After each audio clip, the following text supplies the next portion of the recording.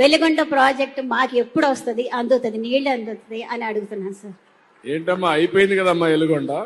మాకు నీళ్లు అందలేదు సార్. ఇంకా కాదమ్మా, మొన్నే వచ్చాడు కదా మాజీ ముఖ్యమంత్రి, వచ్చి ఇనాగ్రేట్ చేశారని చెప్పాడు కదా, చెప్పాడు లేదా?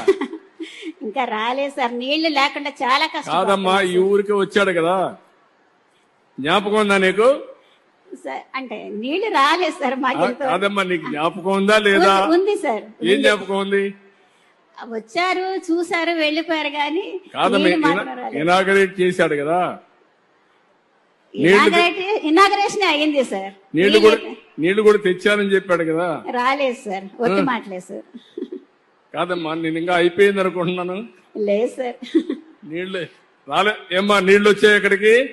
మాకు ఈ కరువు పోతుందని అప్పట్లో అడిగారు, నేనే ఫౌండేషన్ వేసాను. అది కూడా అబద్ధాలు చెప్పే పరిస్థితికి వచ్చారు. మొన్న వచ్చిన ఆయన అయితే ఆయనే వేసినట్టు చెప్పాడు, వాళ్ళ నాన్న వేసినట్టు చెప్పాడు. కాదు, నేనే ఫౌండేషన్ వేసా, మళ్ళీ నేనే ప్రారంభం చేసి నిజమైన నీళ్లు మీకు ఇస్తా. మామూలు ఒట్టొట్టి డ్రామాల నీళ్లు కాదు. నీళ్లు తెచ్చే బాధ్యత తీసుకుంటా, వార్ ఫుట్టింగ్ మీద చేస్తా.